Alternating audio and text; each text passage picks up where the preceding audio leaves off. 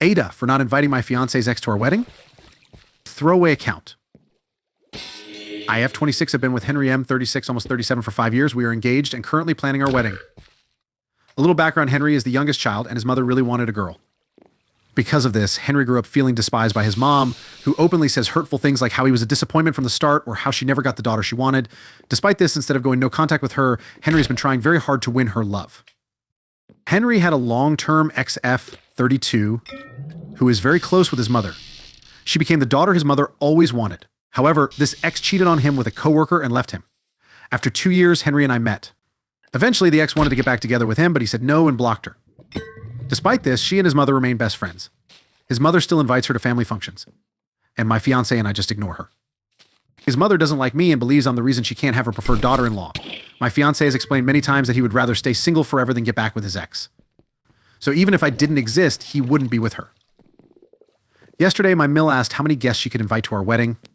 I told her that since my parents could invite 8 to 10 people, she could do the same. She thanked me, but an hour later she smiled and said, well, we have one yes already, referring to my fiance's ex.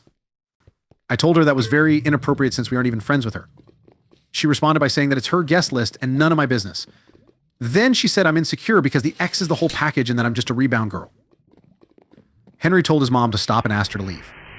Once she left, he asked if I could be the bigger person and let her have this, as he really wants his mom to be at the wedding. He suggested that if inviting his ex would keep his mom quiet, we should just ignore her. Am I the asshole for not wanting her there? P.S. We are mostly paying for the wedding ourselves with some help from my dad. Mill hasn't contributed. No advice for OP. NTA, your fiancé is a big ass. If you marry him, this will be your future, unless he grows a set. You will be third after his mom and the ex. Is this how you want to live?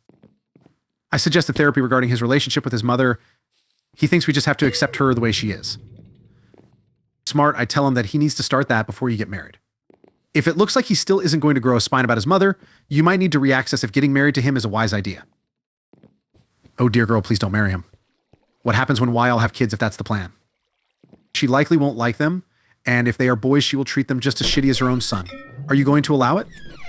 Seriously, don't get married, or at least pause the wedding until you both are on the same page about handling his mom. I just texted him that we need to have a talk when you get home. I'm going to cancel the wedding at this point. I'll post an update after my talk with him tonight. I'm going to be honest too. While I think people clutch their pearls too much at age gap sometimes, he was 30 seconds years old when he got with a 21-year-old. You were fresh out of college. He had probably a decade of work experience under his belt, or at least 5 years if he went to med school, law school, etc. That's a big ... life experience gap in some ways. In my experience, dudes who go for someone under 25, when they are grown-ass men, sometimes do that because they think girls that age are easier to manipulate or get them to go along with shit, as in this case, a crazy-ass mother. Now, your current age gap is no biggie. I'm 26 and 36, 37s, but the fact that you've been together for 5 years ... the starting point is what makes me raise an eyebrow. Update 1. Thank you so much for the comments and DMs. I had a calm talk with Henry and explained how I feel disrespected by his mom's words and actions. While I can't control who she associates with, it is very disrespectful that she invites your ex to all the gatherings and that the two of them constantly pick on me. Henry acknowledged this, but said that's just how his mom is. I told him that it's best we cancel the wedding at this point because I want our wedding day to be a happy, memorable occasion, not one filled with drama and stress. I added that his mom is going to ruin this day and that he's just going to accept it as usual, which I can't tolerate. I told him I won't marry him until he sets some boundaries with his mother. This situation is ridiculous. Henry went on about how he can't cut his mom out of his life because she sacrificed so much raising him and his brother as a single mom. But he admitted he doesn't know how to handle her either. I told him I can't make that decision for him, but I'm going no contact with his mom. I suggested that maybe therapy could help him realize how abusive and toxic his relationship with his family is and help him decide what to do with his life. I also said I won't attend any more gatherings. He went quiet for a while. Then he called his mom on speakerphone to tell her that the wedding was canceled. She went on and on, saying he finally did the right thing by dumping that whiny bitch calling me insecure and controlling and saying it was a miserable relationship. Henry kept interrupting her, saying, Mom, stop, but she didn't care. In the end, he told her, Mom, we are not breaking up. She's here and heard everything. She canceled it, not me, because you kept disrespecting her. His mom screamed, that manipulative little bitch set me up, and started ranting again. Henry then told her that he needs some time to think, and it's best if she gives him some space, then hung up. We barely talked since. He's spending today helping his brother with some renovations, and I'm home alone. Hopefully my next update will be less depressing. Update 2. It's 6 a.m. and I've been crying all night. Sorry for any typos, he broke up with me. He ignored all my texts yesterday. And it was late when I finally texted his brother to ask if he was okay. His brother said, yeah, he left 2 hours ago to give his ex a ride and then come home. I asked. His ex was there, but he didn't reply. When he finally came home, he told me to sit down because we needed to talk. He said, I've thought about our situation, and I think we should end it. He said today I hung out with my family, and even his mom and ex came over. They all told me that by me going no contact with his mom, it was going to be so awkward and that they'd be stuck in the middle. He said, when you weren't there today, I enjoyed my time with my family. There was no tension, and I didn't have to worry about you being upset. I asked him, why did it take you 2 hours to drop off your ex? Did you sleep with her? He told me I was being ridiculous and that he was just talking to her. He accused me of being controlling and insecure and said I'm isolating him from his friends and family. I asked him again, so nothing happened. He danced around it, but eventually admitted we fooled around, but that's it. I told him I couldn't believe what a pathetic, weak man he is letting his mom convince him to ruin everything. And next, he's getting a blowjob from his cheating ex. We ended up arguing, and he went to sleep. I cried all night. Today, I'm going to call my dad and ask if I can stay with him. Story 2. I found out that my boyfriend of 2 years is married and has kids. I'm showing myself to his family tomorrow at his church. Throwaway, because I don't want my followers to see this. I'm just so confused right now and need to talk to somebody. I've been seeing this guy, Adam, 32 for 2 years. He's from another town, but visits me on weekends. I never met his family, friends, or been to his town. I know that he works at the church, and he takes pride in that. 3 weeks ago, I found out that he's actually married and has 2 kids. I was devastated and in a state of disbelief, but most of all, I was mad, especially after I confirmed this via his wife's social media account. We're still talking, and I haven't broke up with him yet. I planned and decided to show myself to his family on Sunday at his church and let them know that he used me and took advantage. I plan on ending it right there and then. I'm currently in his town staying at a hotel. I'm doing this tomorrow and no one knows except myself. He's still texting me lies thinking that I'm stupid or ignorant. I feel terrible, but something's pushing me to do this. Don't know if it's anger or feeling bad for his wife and kids. I just. I'm not going to lie. I'm worried this might backfire on me, but at this point I have nothing to lose. I just feel like I need to get my respect and dignity back after being lied to and fooled for 2 years. Story 3. I just found myself actually preparing for the war that may or may not happen in the foreseen future. It's hard to describe. I'm from Ukraine, Dnipro, about 200 km from the war zone that's already there for 8 years. And we all here kind of used to the Russian-baked shit that happening in the East. However, now everything seems different. I'm genuinely sure that they'll try to cut the whole country in half. This situation hit something deep inside. I lost all my friends. All I have is my wonderful sister and grumpy mother. I've never been in an actual fight. I'm just a random copywriter who just lives his life, smokes weed, plays bass, doing dojo, and trying to find his second half. Next week, I'm going to join the army and soon I'll be dead or become a murderer in order to protect my wonderful sister and my grumpy mother for no reason. Or maybe not. Edit Sigh, here we go. They're here 3 hours driving from our house. I mean, actual house. Edit 2/2/23/2022.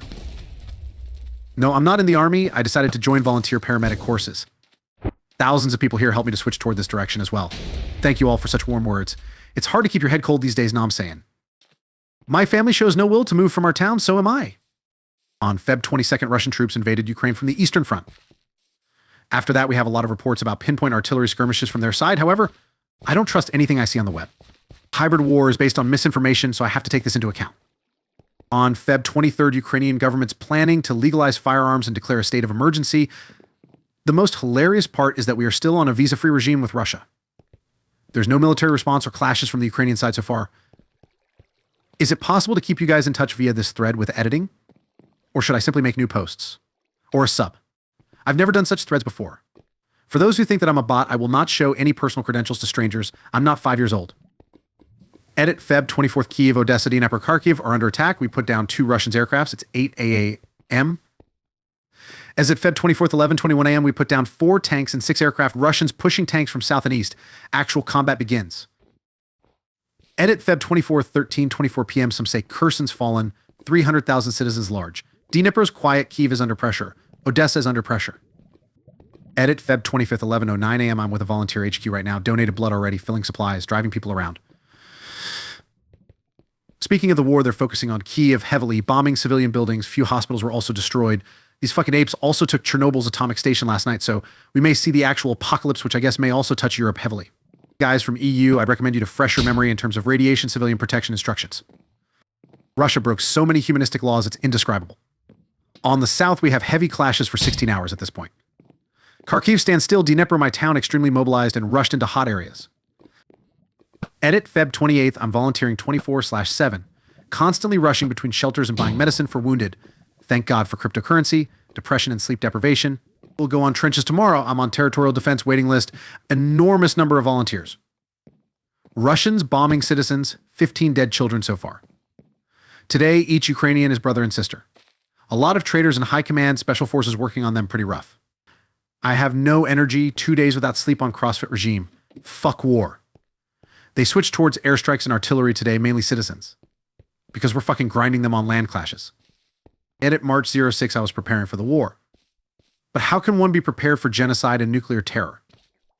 Thousands of civilians are slaughtered like livestock. I'm focusing on wounded in local hospital. Can you imagine the ambient sound of Bosch's triptych? This is life right now. It's fucking hell. Thank you all. If nuking Ukraine means save people from Europe and the US, guess it's a fair price. The West will not join the war. It's clear by now. We are alone here. Edit March 23rd, things are sort of getting stabilized. We're slowly surrounding and boiling them in Kiev skirts. Mariupol is a tragedy. Can't say, but civilian casualties may be up to 10,000 there. Google Mizintsev, the sick fuck is responsible for civil bombardment orders, as well as raping, looting, kidnapping, deporting civilians from Mariupol to fucking gulags. My town is under daily bombardments for 6 days. They're launching rockets from Crimea and Caspian Sea. Yesterday, they dropped something big, as the report says 2 Ural size combined. That was loud. I left territorial defense forces because we're basically protecting guys who protect a tree. Waste of time, money, and resources. No trainings, mainly because it's too many of us wasting time. Now, I'm personally focused on vests and helmet manufacturing. It's not possible to get this stuff from Europe and Ukraine. We're out of stock since day 2, so we said, fuck it, we'll make our own. So we get 150 tons of armored steel. Already made 1,000 good vests with dampers and plate carriers, know what I'm saying. A good friend of mine, he's drummer. We've played together for years. He lost his mother, 7-year-old sister, lost her arm and leg, father in coma. That was phosphorus bomb, sheltered it and helped. Story 4. I hired a male sex worker for 2 hours just to hug me and hold me, and I gave him flashcards of what to say to me. I'm a 22-year-old female. I'm introverted. I had one boyfriend who cheated on me 8 months ago, and since then found it incredibly difficult to socialize. Not that many people made an effort.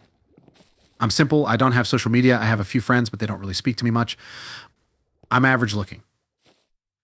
Pretty insecure since my breakup. Aim in college and on weekends work a 12-hour shift at a fast food restaurant to make ends meet. I don't know, I felt really lonely, so I knew of a guy who works with me who told me his friend is doing sex work. I found him on Facebook and he told me how much he charged. Also asked me a bunch of questions about my sexual health. I never planned on sleeping with him. I just didn't want him to find me weird. Anyway, we met at a hotel. I told him I didn't want to have sex. I just wanted to be held and given words of affirmation and care. He agreed and I paid him. I gave him flashcards. They all said things like, I'm proud of you. You're doing so well. You're strong. Did you eat? Are you okay? I know you can do it. It's CC, etc. And he just held me until our hours was up and then I bolted and I feel so ashamed and had to tell someone. But I don't speak to anyone, so here I am. Edit. Thank you all for the kindest words and making me feel better and less ashamed. Yes, that's me immediately upvoting. I'm not good with words, so please know I appreciate it more than you know. Thank you so much. Story 5. I think my dad might have killed someone when I was a kid. One night, when I 36F was about 8 or 9 years old, mid-90s, my father took my little brother and I to Blockbuster to pick out movies. We left there, my dad stopped at a corner store for some snacks, and he parked on the side of the building. He left me and my brother in the car while he ran in. On his way out, a man came up behind him and held something to his side. My dad pretended he was going to hand the man his wallet, but he instead elbowed the man in his face and he fell to the ground. The guy got up and came at my dad with a knife, and my dad fought it away from him and stabbed him with it. It was long and that shit went all the way in. The guy let out this horrible groan. I can still hear it. He left the guy on the floor writhing, hopped in the car and took off. For so many years, I thought this was a dream until my little brother mentioned it to me when asking if I remembered. We've never brought this up to my father ever. I've always wondered what happened to that guy, but this was way before cell phones and stuff, so who knows? It's crazy the weight that comes off of someone when they say things they've always been holding in. Story 6. My son has significant disabilities, and I hate that this is my life. Before I begin, you should know that I love my child unconditionally. He is so smart in his own way and has a generous heart. I know this. But I also sometimes, a lot of the time, Hate that this is my life. I hate the looks we get. When someone asks him a question, then awkwardly realizes he can't respond. When he has a major hysterical meltdown in a store and I have to sing and rock him on the floor until he calms down. When other kids realize he isn't as normal as he looks. I hate that he will probably never have a real friend. That I will have to fight for him to be included in everything. That his birthday parties will likely be adults family only. I hate not being able to go to church without making sure they have an adult with training to be with him. I hate how hard it is to find adults to be with him, and that I have to be the one to train them. I hate that he will be my only child. I don't know that I can handle a second child with disabilities. And it's not fair to him if we bring a neurotypical child into the mix. It's not fair to the other child either. I hate that he has to be watched 24/7. I never get anything done because I am exhausted from keeping him safe while trying to give him room to grow and learn. I hate the appointments, the juggling of specialists and primary care doctors, and trying to remember who needs to be told what. I hate having to sign a cajillion disclosures to share information, and I hate that even my husband has to ask me what all kiddo is going on. I hate that he hurts me. Yes, I understand the reasons, trauma and development and delayed attachment and frustration, but I hate that my baby boy, my darling child, regularly kicks and hits and bites and scratches me. I hate saying kind hands, please. I hate how much I rely on his tablet to occupy him. I hate when people say it's just a phase. Or all boys' kids do that. It's not true, and they know it. But no one is comfortable enough to say, that sounds like it sucks, which is what I really want. I hate that being away from him takes so much planning and money that we can't hire just anyone to watch him. It has to be an adult with training, or a respite provider, which is impossible to get, or a rare, understanding friend, or my husband. Most of all, I hate that I hate any part of being his mommy, because I always wanted to be a mom. And when we found out we couldn't have biological children, I was so happy my husband agreed to adopt. I knew it would be hard. I knew it meant raising a child with disabilities and trauma. And I worked my ass off to prepare for it. But here I am, on Reddit, telling however many strangers that I hate being a mom to a child with disabilities, because there is nowhere else I can go and be this raw and open about it. And I hate that our society is the kind of place where parents like me can't be raw and open. Because I already know some of you are judging me or calling me a snowflake or passing by this post because this sliver of my reality is too much for you to bear on top of your own stuff. But I had to say it. Had to let it out because it's too hard to carry around on top of all the other shit I have to carry every single day. Story 7. I am secretly my boyfriend's live stream viewers. My boyfriend has just started streaming and he seems pretty excited about it. He didn't buy a whole setup yet, but live streams whenever he is on. I stream briefly and know how hard it is to get viewers. I open multiple private browsers on my personal laptop, work laptop, and phone. This way I can have his stream going and it counts as multiple viewers. When he saw 4, he was stoked. It's only 4 viewers, but he was so happy. There's very little in this world right now that can cause that genuine happiness and expression. I sit on the other side of the couch with the volume down on all devices and just pretend I'm doing schoolwork. Edit. Wow. I appreciate the kind comments. I haven't shared his link because the purpose of this post was to get something off my chest and not farm subs. I believe he is capable of it on his own. It's just to keep him motivated, and I have already shared with friends, family. I also don't want him to find out. He plays Warzone Vanguard. Perhaps you'll come across his stream in the future. He streams on Twitch. I give him 4 viewers, not 1,000. This is something I've literally done for the last 2 weeks. Do not tell me I have copied and pasted. I have no reason. Also, thank you for the awards. I'm fairly new to Reddit, and I enjoy this community. Story 8. I slept with my girlfriend's mom 2 years ago. I can't tell her because I know she'll dump me and it'll probably end her parents' marriage. So let me first just say, I'm not the one in the wrong for this, but I have to say it somewhere. It's eating me alive. 2 years ago, when I was 19, I met this woman while I was working as a personal trainer. She was in her 40s and looked like a 25-year-old. She took an interest in me and invited me out a number of times, and we had sex a few times. After one of our meetups, she said it was wrong for someone of her age to be with me because I was too young and changed gyms. My girlfriend and I have been together for just under a year. She's amazing and I love her so much. 2 months ago, I met her family for the first time, and it was a shock. Like, she took me to the house where I had hooked up with a woman, and I felt like I was being pranked. Before I see her mom, it hits me. I have a type, and they both fit that type, so it makes sense. I've been hooking up with a single mom, and I'm now with her daughter. Then her mom and dad pop out, and we both almost shit ourselves. I meet her parents. They've been married for 20 years. I realize I have been a married woman's boy toy. I feel incredibly ashamed. Later that week, her mom finds my number and tells me that I can never speak of what happened. She says that my girlfriend will hate me forever because I'll be the one who broke up her parents. So now I'm stuck keeping this secret. She invited me to spend Thanksgiving and with her family, and since my family is 1,000 miles away and I already told her I don't plan on going home, I don't really have an excuse to not go. So now I'm going to have to sit there at a table and enjoy Thanksgiving dinner with the woman I had an affair with, her husband, and her daughter whom I am now in love with. I'm F.